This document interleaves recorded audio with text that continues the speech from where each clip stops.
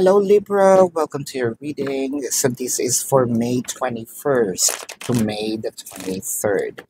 So Libra, para po sa mga bago, don't forget to click the subscribe button, smash the like button, comment below kung kayo nakaka-resonate, and hit that notification bell para po ma-notify tayo every time na tayo ay nagre-release po ng bagong video, no? So Libra, kung gusto niyo po ng dalawang reading po mula sa akin, don't forget to click the subscribe button dun sa kabilang channel, which is Babaylan TV, no? Yun po ang ating unang channel catered for our international audiences. So nagla-live din po tayo doon. Kung gusto niyo sumali, you're very much welcome, no?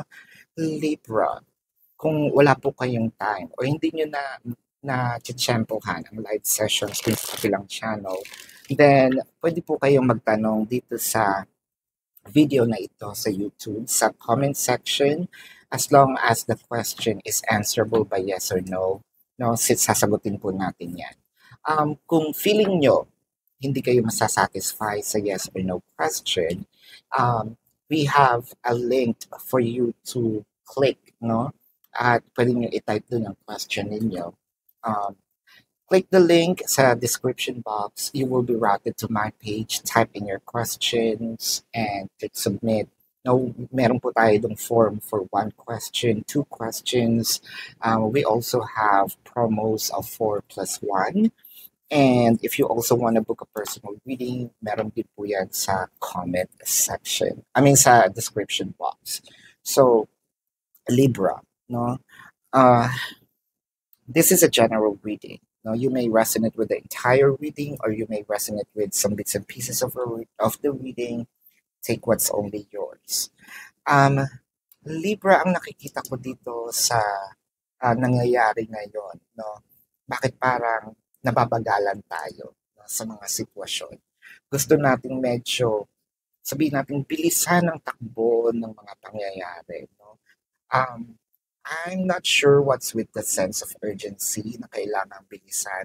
Kasi siguro merong mga time na lost, no? Merong mga bagay na hindi natin nakukuha agad-agad, no? Pero parang ang nasasabi mo dito, gusto ko lang kasing malaman kung mahal niya ako talaga, no?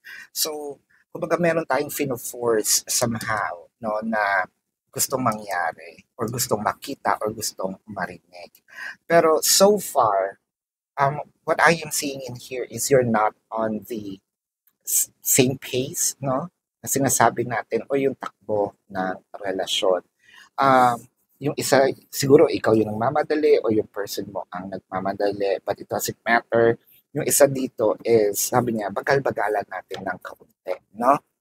Libra. With the Queen of Wands, the Two of Swords, and the Princess of Cups. So nakikita ko dito, merong separations ng konti, no? It could be physical separation, or it could be energetic, no? Parang isa dito sinabi na either ready na ako to put this connection into another level of commitment, or ready na akong magkaanak. So parang nabigla, no? Parang bakit mo naman ako binibigyan o bumuo ng family, no? So parang sabi niya, oh wait, no? Kaya ba natin? So yung isa nasa practicality, no? Yung isa naman nasa love. So that's where the connection or the disconnection is happening.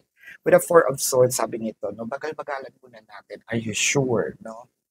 Kasi parang, hindi ba tayo nabibigla? Kakayanin ba natin? We have a lot of things to consider. I think kailangan dito ng masinsinan na pag-uusap.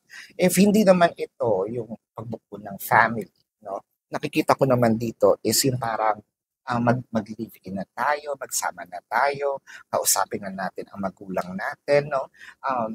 Ipagtapat na natin, or let's make this official. For a few numbers of you, pwede itong LGBTQIA plus, no, relationship.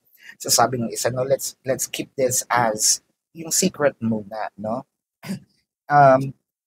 With the 10 of Wands, the 10 of Swords, the 5 of Swords. Nako, parang isang matinding discussion ito.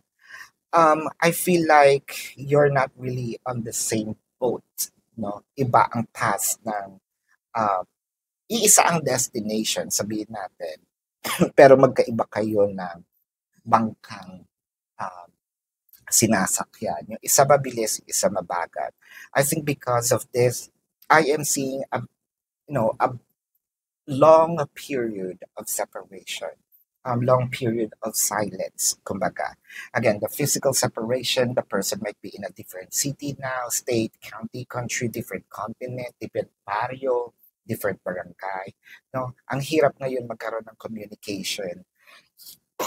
Ang hirap ayusin kasi parang hindi kayo masyado talaga nagkakaintindihan ngayon, Libra. No?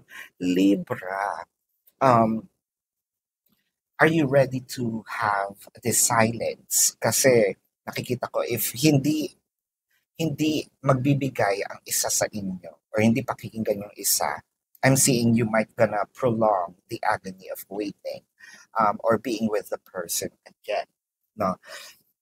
Kung sino man yung binabasahan ko ngayon, whether it is Libra, whether it is the cross watchers, no?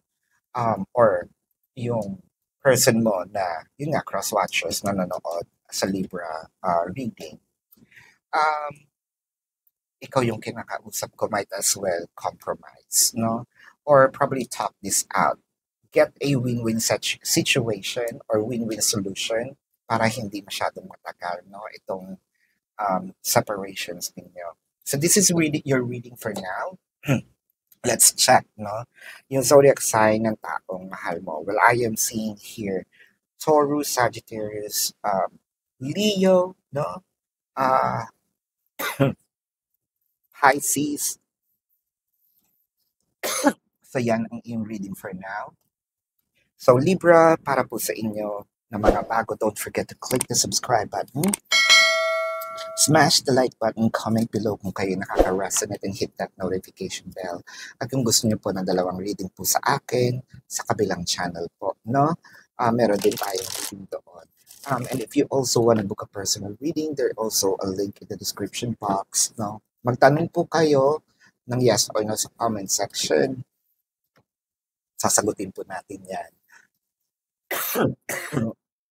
Pwede po kayo magtanong through form. So love and light, namaste. See you po sa susunod na reading. Goodbye, Libra.